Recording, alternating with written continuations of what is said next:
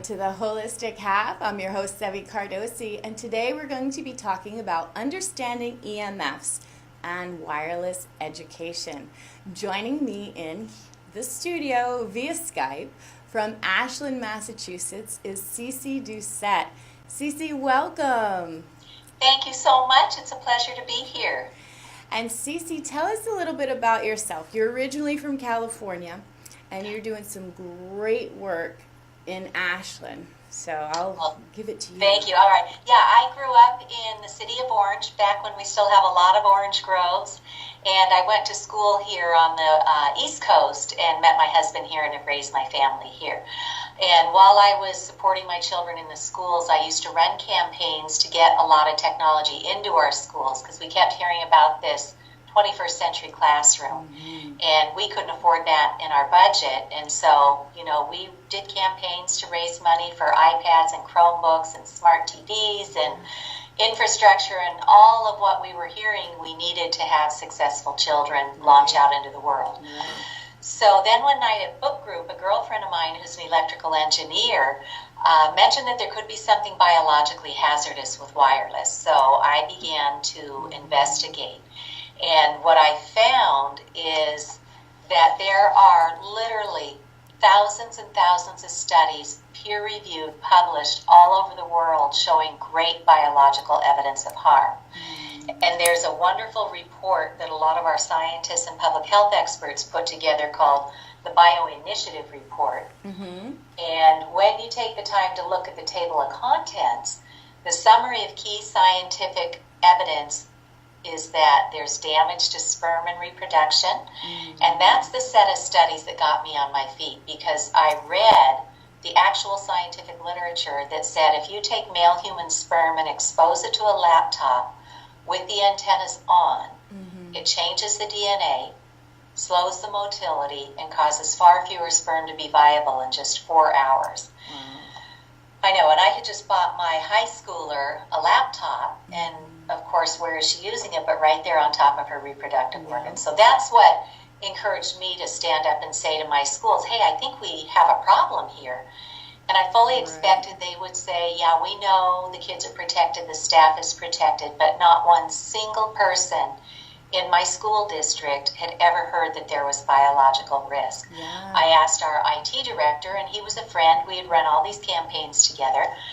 And he said, never heard of it. Let me go check. And he came back and said, the FCC says it's fine. But when you investigate further, and so I fell down the rabbit hole with this in about 2013. And I kept thinking, surely if this is as bad as the science I'm reading says it is, because in addition to sperm and reproduction, children are more vulnerable because their brains have a higher water content, their skulls are thinner, their central nervous system is still developing, their immune system is still developing, and their DNA is still developing.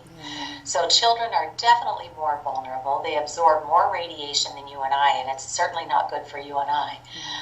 Fetal and neonatal effects when we're growing babies.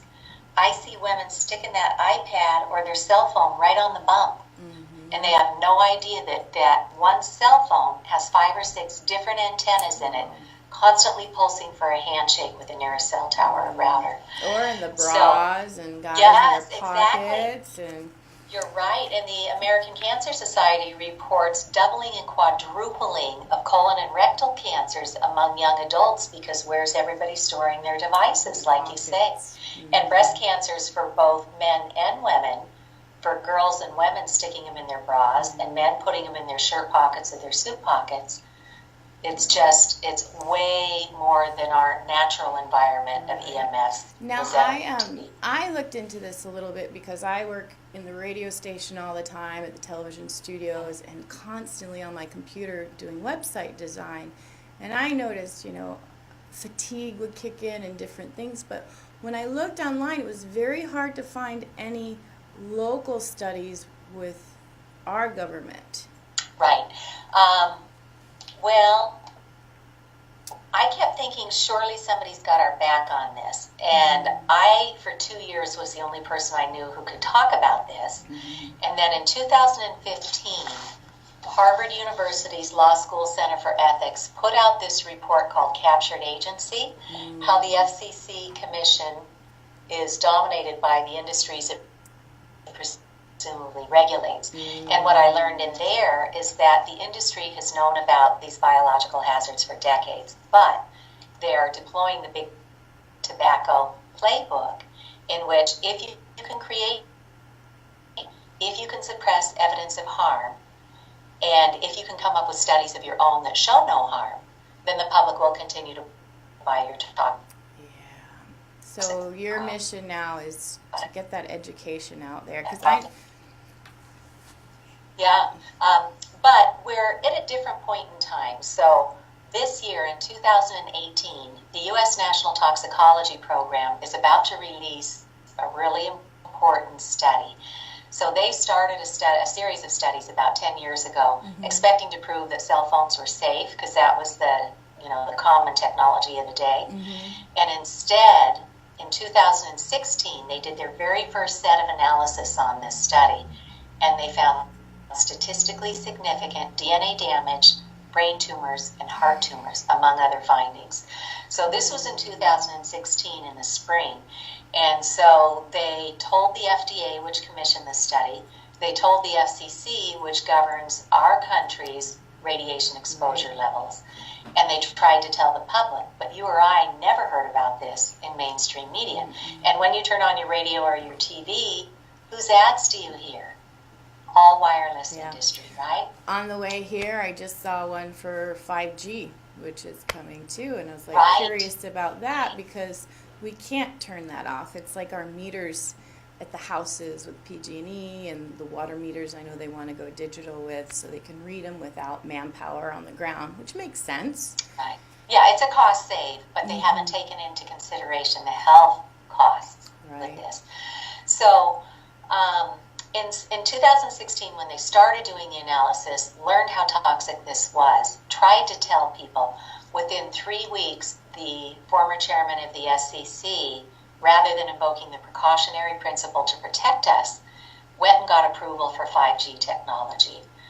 Because right now the industry has pretty much built out everything they can earn a profit off of from 3G and 4G, which is third and fourth generation technology. So now they want to use fifth generation technology, which is kind of the crummy end of the electromagnetic spectrum. They're these little short millimeter waves, and they're trying to promote, greater download speeds and massive quantities of data. But these little millimeter waves can't carry it very far, nor can it go through things like buildings as well as 3G and 4G do. So what does that mean for infrastructure? Yes, to enable the Internet of Things so that they can hook up radio frequency radiation transmitters to everything from your home appliances to your baby's diaper and everything in between. And their goal is to put this infrastructure in so that they can harvest all this data, and data is a huge revenue stream. Huge. So, but in order to make 5G fly, they will need to use the existing infrastructure with 3G and 4G, but they need to have antennas every 2 to 12 houses within our neighborhoods. And they are trying to put legislation through at the federal level and at some of the state levels to take away our town's home rule rights to say if or where we want any of this. They just want to force this toxic technology in, even though they know it's biologically hazardous, especially to children.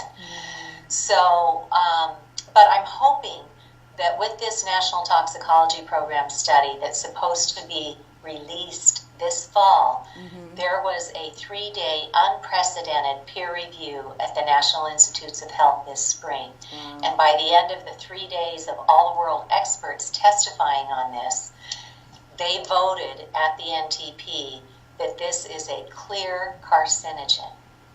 So back in 2011, the World Health Organization's cancer branch saw enough evidence of harm that they classified it as a Group 2B possible human carcinogen.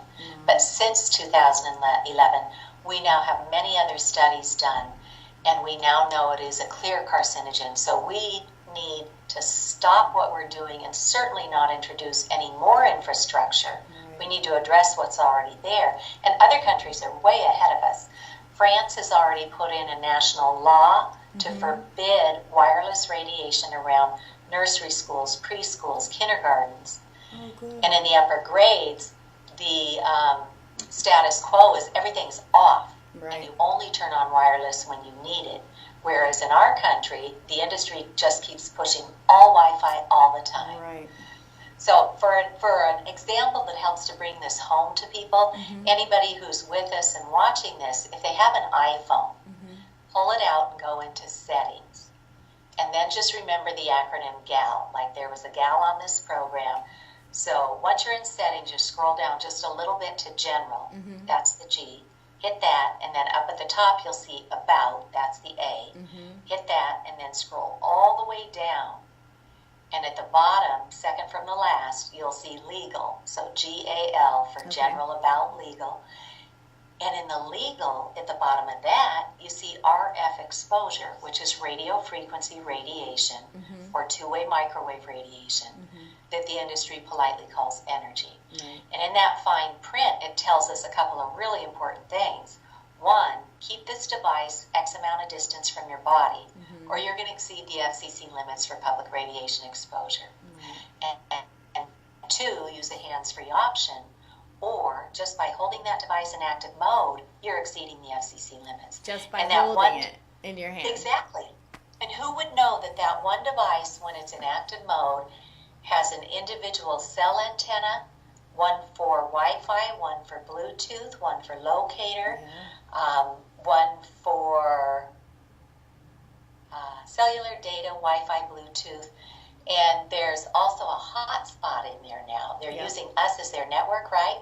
So without us knowing it, 5 or 6 separate antennas are independently, constantly pulsing for a handshake with the nearest cell tower or router. And we don't need that, right? If we're not on the go, choose hardwired technology. Plug things back in through an Ethernet cable. And there are actually adapters that you can buy for easy money. You can get a lightning adapter. This is a lightning to RJ45 Ethernet LAN network adapter for the Apple iPhones and iPads. And there's another one called a pluggable that is compatible with a lot of Android systems. And people don't even know that if they choose to hardwire their technology and then go into each device and turn off all these antennas, and usually going into airplane mode will turn those off. But I hear you got to be careful with some of the newer products because they turn themselves back on somehow. So now you would do this with your laptop as well? Is it possible? Yeah. How would you Yeah, do so as I learned about this, I had just given my daughter a laptop for Christmas, and so we just ran an Ethernet cable from our home router to her laptop, and she had a laptop that had an Ethernet port in it, but my other daughter had a MacBook, which did not have an Ethernet jack in it, so we just got one of those adapters. She was hooked up, went in, and everything was off. So with my younger daughter, though, you know, in those adolescent years, it's really important to stay connected with your friends. And so I brought home the adapter that I finally figured out would hardwire her iPhone, because once I had done the laptop, I realized she was sitting there for 3 hours a night with a cell phone, right? With many antennas going. So I finally figure out what I think I need to hardwire that, and I bring home this, you know, little adapter, and I say, okay, let's plug this in.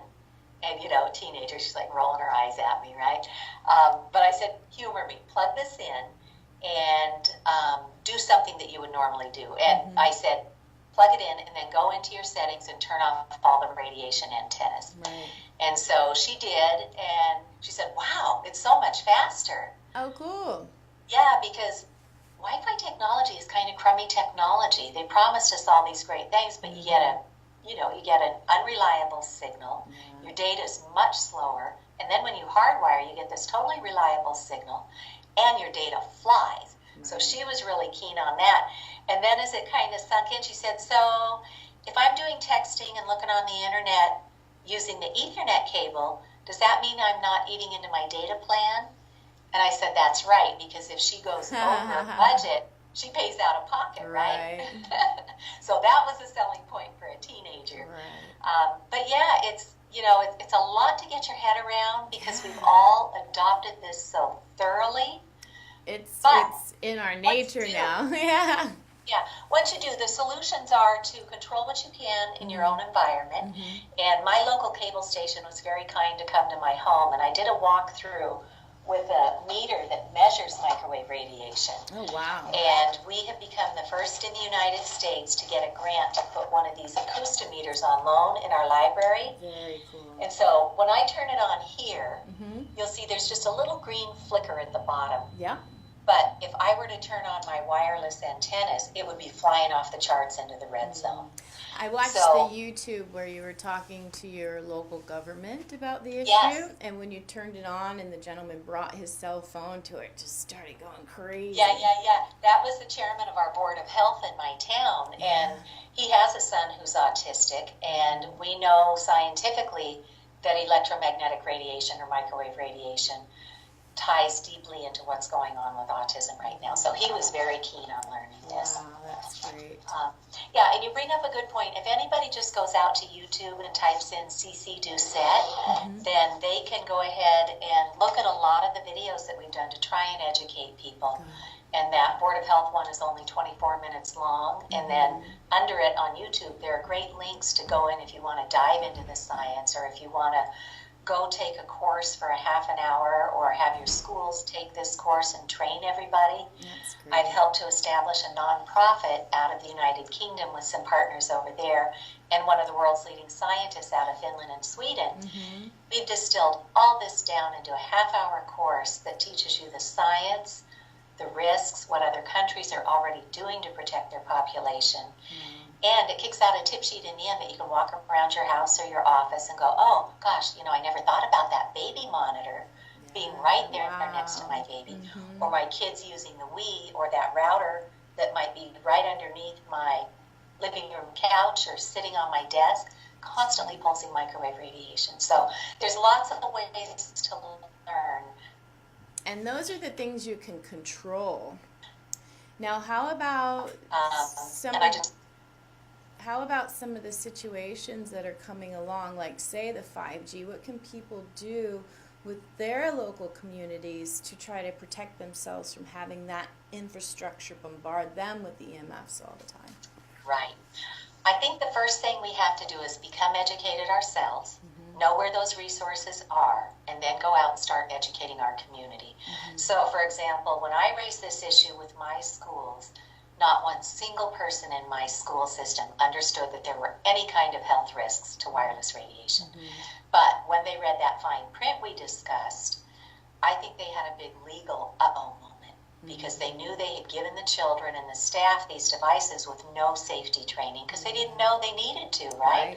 So Ashland Public Schools here in Massachusetts became the very first in the United States to even have a sign laminated with precautionary measures. Turn off the devices when you're not using them, or put them in airplane mode. Turn the Wi-Fi on only when needed, so don't have those beacons coming at us from the Wi-Fi access points all day. And always use the device on a surface other than your body, because even the manufacturers tell us that. So that was my big lesson. I thought surely somebody's got our backs on this and we're okay. But that's not the case at all. So from our schools, I went to our town. Our health administrator did not know. Our board of selectmen did not know. And so I've had to educate them one by one. And I'm a technical and professional writer by trade. So I built a very simple research repository. There's no bells or whistles, but if anybody does a search on my name, CC Doucette, and then you go out, just type in understanding EMFs. That stands for electromagnetic fields. That's the radiation that comes off these devices and infrastructure. So CC Doucette, understanding EMS. And I prepared a sheet for municipal leaders in there that people could share that with their local municipalities, because they have no idea. All they've heard is that they will get a revenue stream if they allow the industry to put these antennas throughout our communities. And why wouldn't that sound great? Our towns need money, but they have no idea there's biological harm. But we've got that documented, and we can teach with that. And it's important that people act now, It takes a minute or two to get your head around this, Yeah. but don't take too long because the industry is already putting in the infrastructure for 5G and the Internet of Things. And if that's allowed to go outside our bedroom windows as they're planning, right on utility poles outside our bedrooms, every 2 to 12 houses, like with utility smart meters, we're not going to have a choice in this. Some states offer an opt-out. If you figure this out, you can go and tell your utility, I don't want a utility electric meter, gas meter, water meter, solar inverter. I don't want anything pulsing radiation at my family. Some communities allow you to opt out, some don't. Yeah. So if you're planning a move, you would be wise to check in with your desired community and see if you can get a safe analog meter for your public utilities. If you can't, maybe consider looking somewhere else. Because what is known to happen is not only is that radio frequency device on your house pulsing through the walls and at your family without any regard for whether there's a baby sleeping on the other side of that wall, a child, a pregnant woman, a senior citizen. Those are all vulnerable subpopulations that the science is showing are especially vulnerable to this. So they just slap these things on and leave without any idea of who's on the other side of that wall. So and it's one of those things because it's invisible and you can't see it. A lot of people don't really kind of want to believe that because I know I'll mention things to friends. I'm like, I get tired after I work on my computer for a long time. And until we had a live blood cell analysis where they drew the blood where you're actually holding onto your laptop for 20 minutes, and you actually could see how the cells went from separated and spacious to clumped with broken down walls on top of each other. It's like, they look like a stack of coins, right? That Rolo effect. And then those blood cells that are supposed to be circulating and bringing oxygen throughout our system, they're now stacked up, like you say, and they can't go where they need to go. So people may start getting headaches. It may come on eventually headaches with nosebleeds because this is cumulative with repeated exposure. Dizziness, nausea, anxiety, depression, suicidal ideation, brain fog, memory impairment, behavior issues in children, and sleep is a huge one. Most people aren't sleeping right anymore. Well, and the blue light, example, isn't it like your computer and your screen is comparable to 12 noon? Yeah, that blue light does suppress our brain's ability to release melatonin properly in the wee hours of darkness because it sees that light energy form as being lights on. So it's not only the screen that's doing it, it's the microwave radiation that is impairing our brain's pineal gland from being able to send out that signal. So they've sort of told us about this blue light thing, but they haven't fessed up about the microwave radiation. So you're getting double timed. Even if you set your device down and go to sleep or try to go to sleep, that microwave radiation is pulsing at us all night long. And people will talk about the power density and of creating distance, but there's no safe level of microwave radiation in the scientific literature. And what it's showing is it's this pulse spike erratic signal that goes at billions of cycles a second that our body's just sitting there getting walloped by, that's creating disruption. We're electrical beings, right? We have cell-to-cell communication. And I'm not very scientific, but there's something called the voltage-gated calcium channels. And this is disrupting the calcium release into our system. It's like making a break at the cell membrane that creates this funny little leakage that creates a chemical reaction outside the cell wall. And that's producing a really toxic free radical called peroxynitrite. That's as scientific as I'll get. That's pretty scientific. But it goes to wherever your weakest proclivity is or mine. So that's why in the science you see cancers, you see DNA damage, you see infertility, early onset Alzheimer's like we've never seen before, autism, ADD, ADHD, and a host of things that are so widespread. But now we know, and the neuropsychiatric stuff too, we know scientifically that this can compromise or open up the blood-brain barrier. And that's a membrane that keeps toxins out of going into sensitive tissues. And now it's opening up. So as our bloodstream is trying to clear toxins, it's now seeping into the brain. And now we have children with neurological issues like we have never seen before. And it's hard because there's so many other factors in our environment, and it's hard too for people to pinpoint it or say, hey, this is causing that, or one of the factors that's aggravating it. There's so much around us all the time. I know. And the industry will put spin on that. Well, how can you be sure it's actually the wireless and not the GMO foods and the glyphosate and stuff? Well, I'm sorry, but we're only one body, and we have to address all of it. You can't pick and choose if you want to have good health. But we're at a very good point in time with that National Toxicology Program study coming out this fall. If we start paying attention and educating ourselves, because we may or may not hear about it in mainstream, but it's all out there. And in my research repository, I link to other wonderful resources that have been around for a long time. So I'm just helping to connect the dots. But some people will say, oh, you know, you need to have multiple studies showing the same thing.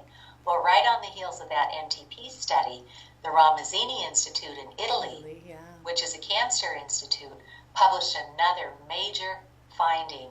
And in their study, they found DNA damage, brain tumors, and heart tumors around cell towers, just like we found in the NTP study. So, you know, tobacco had a good run of it for a lot of years. Wireless has had a good run of it for a lot of years. But now it's time to get serious about educating our community. We should absolutely be labeling products. We should be giving point of purchase sales information and stuff.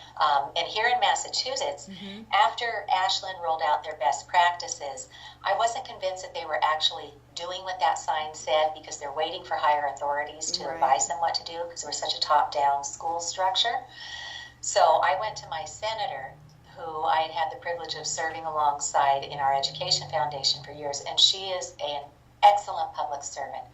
She goes by the letter of the law and follows the protocols. And so when I taught her what I was learning, and I measured her cell phone and her district director's laptop, they both went right off the charts.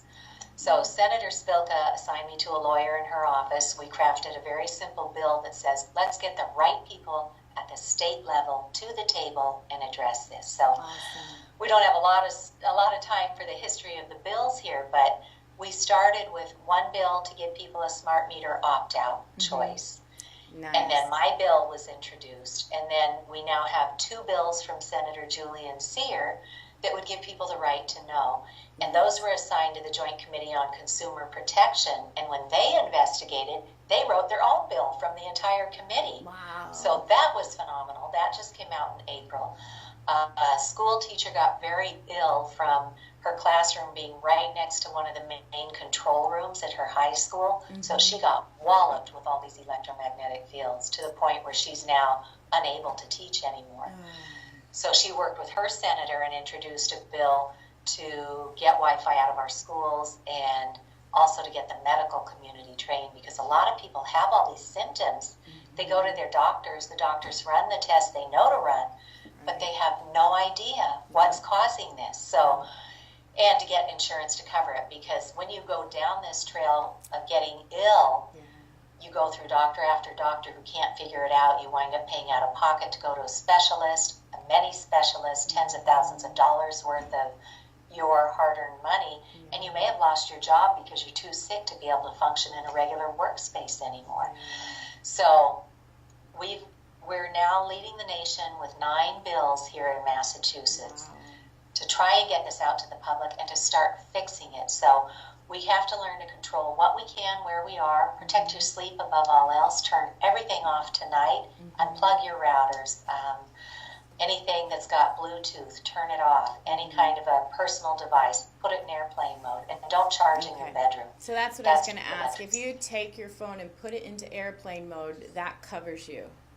Yeah, it does. And anything that's on your device, like your alarm, your clock, your music, your books, your movies, whatever you put on that device, you're free to use that in airplane mode. But again, you want to watch out for the excessive screen time, because We know scientifically that excessive screen time can cause digital addiction, but the microwave radiation is also hitting those receptors in the brain where people get hooked on drugs, alcohol, tobacco, gambling, pornography, or whatever. And adults will make their choices. It's up to them, but everybody should have the right to know. I agree. And that's what this legislation would help to bring to the forefront. But public policy can take so long to come into fruition. And in some cases, it's deliberately done that way so nobody can pull a fast one, right? But we are at a critical public health stage right now where we cannot afford to wait a decade because we have too many people already becoming ill and they don't even know that their symptoms could be remediated today if they chose hard wiring and reduce their exposure. But it is cumulative, and over time, some things cannot be reversed. And some people will say, oh yeah, but I feel fine and I use it all the time. But we don't feel cancer coming on. We don't feel DNA damage coming on. We don't feel infertility coming on or early onset Alzheimer's until it's too late. So we need to get word out and get it out fast. And if anything I've done here can help to give people that leg up and come up to speed quickly, then let's go for it. And we have some excellent learning resources right now. So there's a film that came out in July to the public called Generation Zapped. And in 74 minutes, anybody can rent this. You can rent it online. You can download it from iTunes, Amazon, wherever you get your media. You can look at that for like $4. You could host a public screening for like $70 and get a whole community together. And if anybody's going to go learn this and start talking to their town or their schools or their legislators, my lesson learned when I thought everybody would jump up and say, oh my gosh, we're going to fix this, is that it doesn't work that way. Our public servants are not always public leaders. They have so much on their plate that they only have the bandwidth to respond to what large numbers of people are raising the red flag on. So educate yourself, educate your family, educate your friends, your neighbors, your colleagues, and do that first. And then get out there and talk to your local municipality, because one voice, as I learned, is very easy to dismiss. But when you've got a whole room full of people saying, we need your help in solving this, let's work together, that's powerful. Excellent. And thank you so much for putting the research in a manner where people have easy access to it. So, and like I said, wireless education, just go to www.wirelesseducation.org and you can train an entire school in a half an hour. You can train an entire workforce in a half an hour. And then one by one, start noticing where your wireless exposures are and say, okay, now, if I want to use that, but use it safely, how do I hardwire it? Or if I have to be on the go, how do I minimize that exposure? Put it in airplane mode. And it's an adjustment because we're hooked on this convenience. We want that ping all the time. We want people to be able to reach us all the time. But I'll tell you what, once you start putting your phone in airplane, it's like, oh, I have my life back. I'm not at everybody's beck and call, and I will check that for messages and respond when I feel like it, right? Pretend you're in the shower. Pretend you're in a meeting that you can't be interrupted. It's not healthy for us to be at that heightened stress response all the time. It's taken us down. So let's keep the technology, but let's learn to use it safely and start putting pressure on the industry to make biologically safe technology. I've had the privilege of meeting and collaborating with the retired president of Microsoft Canada, Frank Clegg. He went and investigated this and came back and said, our FCC guidelines and Canada's Safety Code 6 are so out of date, they are nowhere near being safe. He said, but given a nudge, the industry can absolutely do better. So we have to control what we can to protect our own, first of all, sleeping areas, and then our whole homes, offices, and schools, and then use our voices and use it quickly. Otherwise, we're going to have 5G cell towers right outside our homes in the public access right-of-way, which is absurd. But nobody knows, and our towns are vulnerable, we're vulnerable, and with a little bit of education. But California has a great head start. So there are two initiatives out of Berkeley, California. One, they have passed a unanimous ordinance to give people the right to know at the point of purchase and sale that if you put this device in your bra, you may exceed, or in your pocket or on your body, you may exceed the FCC guidelines Right. for public radiation exposure. Now, quick question on those guidelines. When were they Yeah. created and Well, updated? Yeah, so San Francisco tried to tell their public a decade ago. The industry came in, big lawyers, deep pockets, shut them down.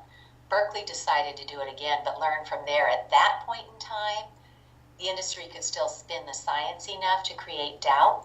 So what they focused on was just raising that fine print where the industry itself is telling us not to keep these things near us.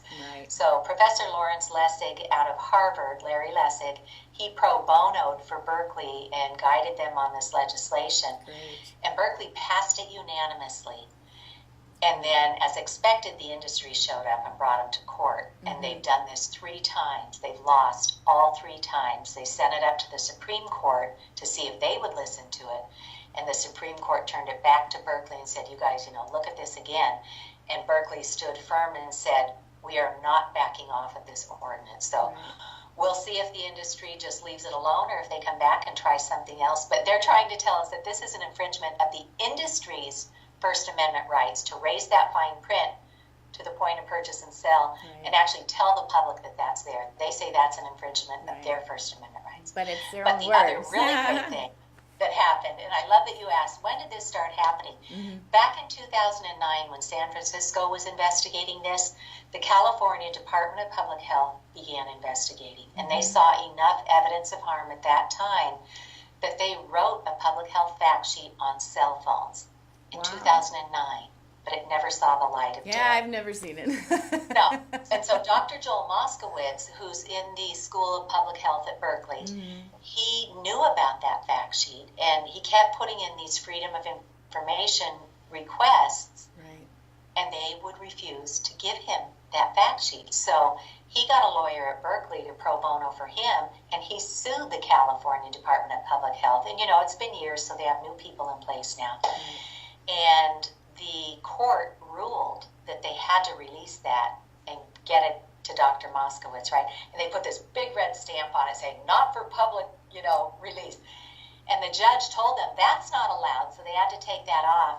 And eventually, this last December, the California Department of Public Health actually released a public safety fact sheet on cell phones saying children are especially vulnerable, right? And us. And to use it away from your body, and some really good tips. So nobody has to be the first to stick their necks out there in our public service area because it's already been done. We've got these bills. Any state could replicate that, and they should.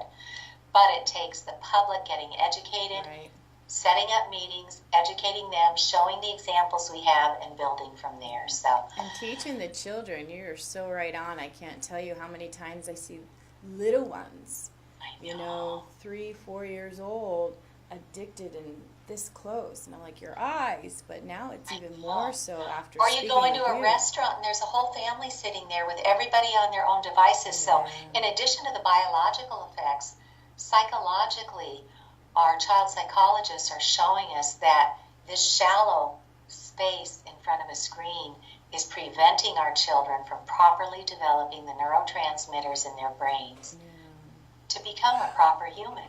And they should be outside, under the rhododendron, going into deeper and deeper and deeper levels of an imaginary play, because that's what creates proper synapses in a brain. And we're seeing children showing up in kindergarten, first, second grade, who are expecting their teachers to be edutainers. When something goes wrong, they blow it and they don't know how to get it back together again. They have not developed the human capacity for empathy. And if we don't get ahead of this pretty quickly, a lot of that is going to be hardwired into their brains. So there are some wonderful resources there. One of the experts who came to speak to us in Massachusetts is Dr. Catherine Steiner Adair, and she created this book called The Big Disconnect.